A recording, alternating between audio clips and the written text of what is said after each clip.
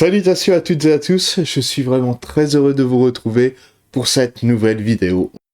Aujourd'hui ce sera une vidéo un peu spéciale car je m'adresse plus particulièrement à Monsieur Phi, alias Monsieur Thibaut Giraud. Je vous recommande vivement de regarder sa chaîne YouTube Monsieur Phi qui est vraiment excellente. Je n'ai pas eu l'occasion d'étudier la philosophie pendant ma scolarité et donc Monsieur Phi a grandement contribué à m'initier à la philosophie grâce à sa chaîne YouTube.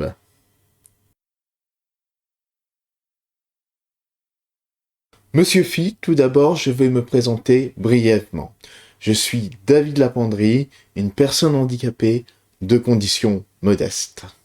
Spectateur impuissant, comme beaucoup d'entre nous, de ce désastreux contexte économique, écologique et social que nous vivons ces dernières années, j'ai décidé de mettre en place mon propre projet politique nommé Vers l'humanisme, alliant le social et l'écologie afin de soutenir les plus défavorisés, d'essayer de sauver ce qui peut l'être de notre planète et de résoudre, autant faire se peut, les inégalités sociales et les injustices.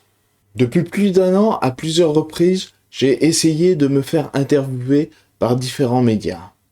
La grande majorité d'entre eux m'ont carrément ignoré.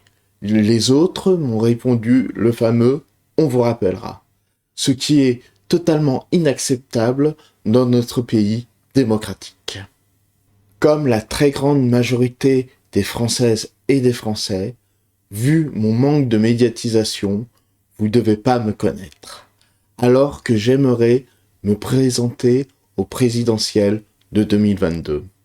Je ne comprends pas le refus des médias à parler de moi ou à m'interviewer. Même les journaux de gauche alternative comme Mediapart ou Blast se sont comportés de la même façon alors qu'ils sont censés donner la parole aux sans-parole. Donc il semblerait que je sois un plus que sans-parole. Même Faire Face, un journal spécialisé sur le thème du handicap, a refusé de m'interviewer par rapport à ma campagne, alors qu'il m'avait déjà interrogé sur un projet moins ambitieux. D'après ce que m'a dit un journaliste que je connais, mon projet ne rassemble pas assez de personnes pour que je sois médiatisé. En gros, je ne suis pas médiatisé car je ne suis pas médiatique. Cela me rappelle le récit d'un ancien comique qui disait « Je suis pauvre, je veux être riche, donc pour le devenir, il faut que je fasse des affaires. Or, pour faire des affaires, il faut avoir de l'argent. » Si personne accepte de parler de moi sous prétexte que je ne suis pas assez médiatique, évidemment, je ne suis pas prêt d'être connu et reconnu. Et puis je trouve malsain d'appliquer la politique du chiffre à un programme ou à des idées politiques afin qu'elles soient médiatisées. En effet, un petit groupe de personnes ou même une seule personne peut avoir de très bonnes idées qui mériteraient d'être relayées par la presse. Et le rôle d'un journal n'est-il pas aussi de faire connaître de bons projets inconnus du grand public?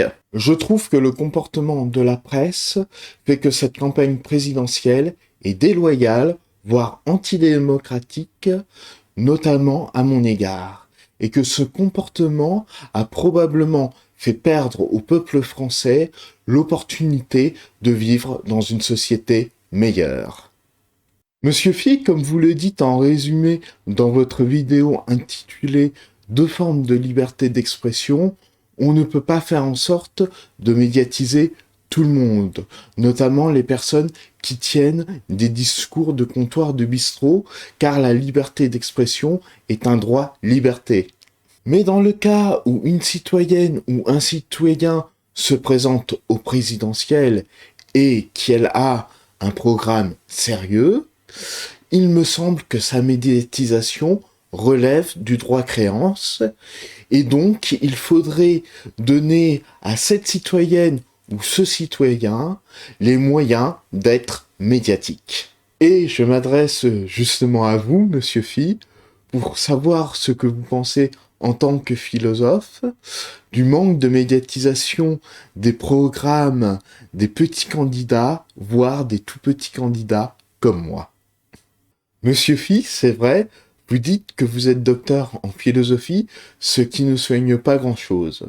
Cependant, en participant à les discussions que je vous propose, vous contribuerez grandement à soigner notre démocratie qui en a bien besoin. Monsieur Phi, je vous remercie beaucoup d'avoir regardé cette vidéo jusqu'au bout et j'espère qu'on pourra bientôt faire connaissance. Je vous souhaite, Monsieur Phi, ainsi qu'à tous vos proches, une excellente année 2022, une excellente santé et tous mes vœux de réussite et de bonheur. Avant de nous quitter, j'aimerais vous apporter une précision importante. En effet, dans cette vidéo, on pourrait croire que je n'aime pas du tout la presse. Alors malgré les apparences, c'est totalement faux. J'ai même envisagé de devenir journaliste et j'ai été journaliste amateur où j'ai eu l'honneur d'interviewer Jean-Jacques Goldman et le grand magicien philosophe Éric Antoine. Voilà. Même à l'origine, j'apprécie beaucoup la presse et j'aime plus particulièrement des journaux comme Mediapart, Blast, Le Média et même Faire Face. J'aurais 1000 fois plus préféré vous dire que Mediapart, Blast et Faire Face s'étaient comportés de façon exemplaire à mon égard plutôt que de vous faire ce constat. C'est justement parce que j'aime ces journaux que je voudrais qu'ils se remettent en question, et c'est justement pour cela que je pose cette problématique à Monsieur Phi. Et évidemment, c'est parce que j'apprécie aussi beaucoup Monsieur Phi. Chers viewers, je vous remercie aussi d'avoir regardé cette vidéo jusqu'au bout et je vous souhaite aussi une excellente année 2022, une excellente santé et tous mes vœux de réussite et de bonheur. Pour celles et ceux qui savent pas bien ce qu'est un droit liberté ou un droit créance, évidemment en lien je vous mets la vidéo de Monsieur Phi et je vous joins tous les autres liens nécessaires. Merci encore, au revoir et à bientôt.